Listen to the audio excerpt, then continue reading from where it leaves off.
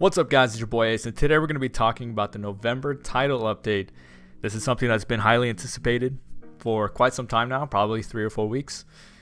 And a few things that needed attention have been addressed, apparently.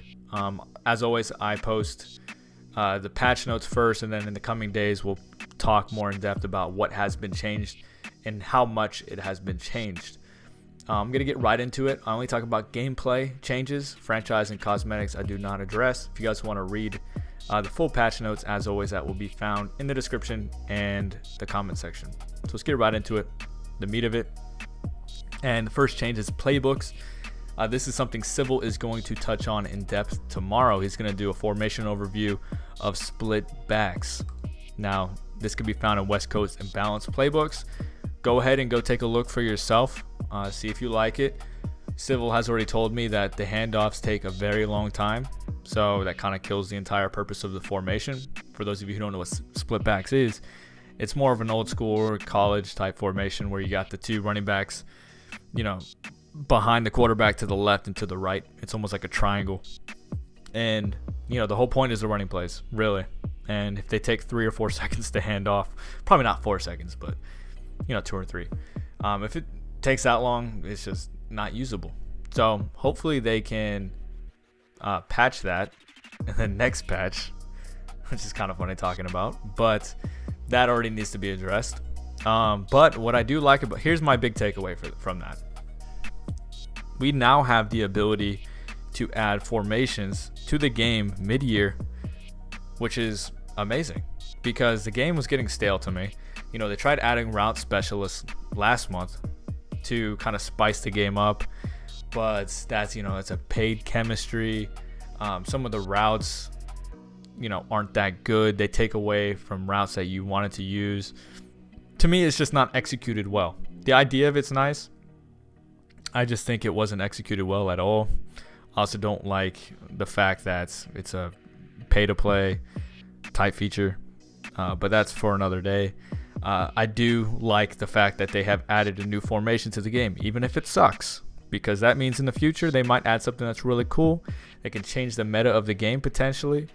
I'm not saying they will add something that will change the meta, but it's just a possibility. And it's nice as soon as we get more variation, as soon as we get better pass protection out of other formations, we can get a more unique game and gameplay in return. Hopefully, the game will be prolonged past November, which probably won't be, but it's already starting to die off a little bit. So that's all I want to talk about for playbooks. What we're going to talk about now is tuning. So this is something that's been a little controversial in the competitive scene, and that's removed the 10-second runoff penalty after the offense takes an intentional delay of game penalty, which was used as an exploit to run more time off the clock from the opponent's ensuing possession. People were doing this in the competitive scene, not even in the competitive scene in general, but there's obviously a microscope over the competitive scene, and people would just play dumb when they do it. They would act like, oh, I didn't know it was going to do that. Well, now they've corrected it. In no way would that ever happen in real life, so I don't know why it was in the game in the first place. They need to get better at testing their game. But actually that was in, I think, the past 2 or 3 Maddens, so it's been a continuous issue.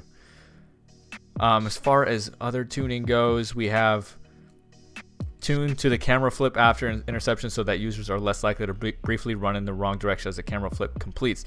So this one kind of bothers me because I feel like they've said this in the patch notes for the past 3 months. I swear they've addressed it every single time, and it has never been fixed. So we're going to see if this one's actually fixed now, because all I know is I have read it in patch notes before, and it was not actually fixed. You would actually have to get your pick, let go of your controller, and then continue running, to avoid running to your own end zone. So we'll see about that one. Tuned kickoff accuracy so inaccurate kicks will be penalized more, with wildly inaccurate kicks going out of bounds. So this is basically talking about scum kicks. We're going to address that in a video this week as well. We're going to see, if there is still a scum kick. We're going to see, what are the odds of a scum kick going out of bounds now. From the sound of it, If you basically don't use any accuracy at all, you're going to be kicking it out and giving them 40 yards. That's based on what I've heard and what I'm reading right here. Let's see, catching. Is there anything I want to talk about here with catching? Not really. Oh, wait, I think I missed something with playbooks. I'm sorry. I totally forgot. I wanted to talk about this. They added functionality to allow slot receivers to motion out wide from the single back tight slots and single back tight flex formations. So, for those of you who have ever used tight slots, a lot of people used it last year, some use it this year. If you motion that slot receiver to the left, for instance, actually slot receiver's on the left, so let's say you motion him right. Well, he would end up forming a compressed bunch formation on the right side of the field as opposed to hitting the perimeter. Now you have the option. You could probably snap him right, make him a bunch, or you can motion him out wide.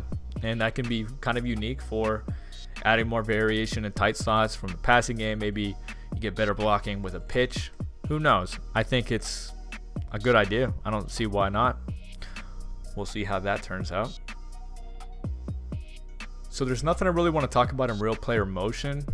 However, in the next section, pass coverage, this is something that I'm going to have to go over in another video because it's just so in-depth. There's so many changes that they've made. I'm not going to go over every change when I make a video. However, there's a few key points here. The main ones being, cover 4 palms, as well as cover 4 quarters.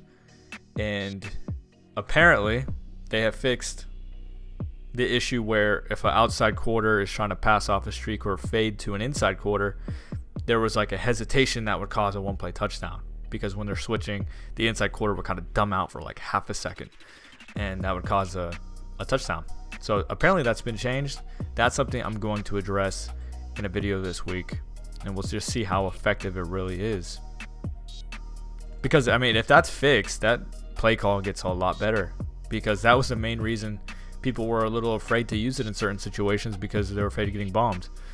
If they're not going to get bombed whenever they pass off a streak, I mean, it can cover a lot of plays. It really can.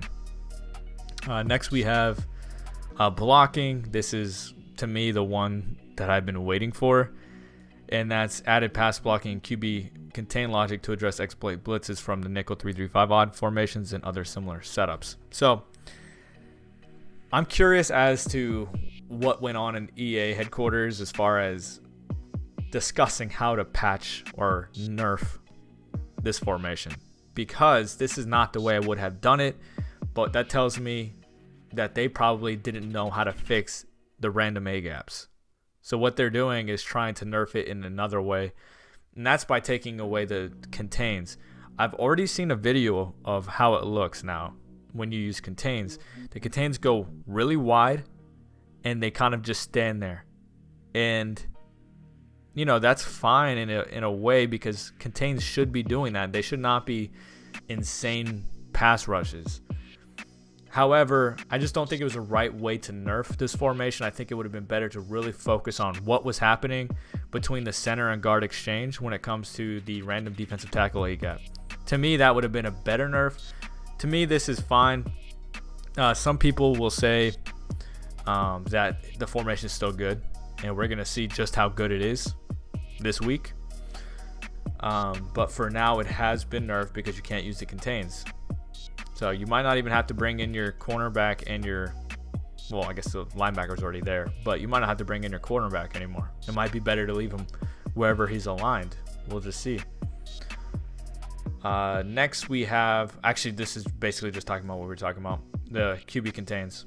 So they're actually going to be containing now. They're not going to be on insane pass rushes. Next we have, where's the big nickel over G? Here it is. Causing offensive tackles to use short pass sets and shotgun formations when pass blocking against some defensive formations such as big nickel over G. So for those of you who don't know why big nickel over G was so effective, it's not because they were shedding, it's because they were disengaging. And that's probably what they're talking about here. They were using short pass sets, and that's what would cause the disengagements. So we'll see how that turns out as well. I'll touch on that in the same video that we talk about the 3-3-5 odd. But those are the main changes, guys. I hope that I covered the main points here. If any of you guys have any questions, as always, leave a comment, DM me, on Twitter. My DMs are always open to anybody. I'm going to respond to anybody who ever messages me at Ace Madden Tips. But that's it for now. Like I said, I will cover, and Civil will also cover some of this in the coming days. So thanks for watching. I'll see you guys later.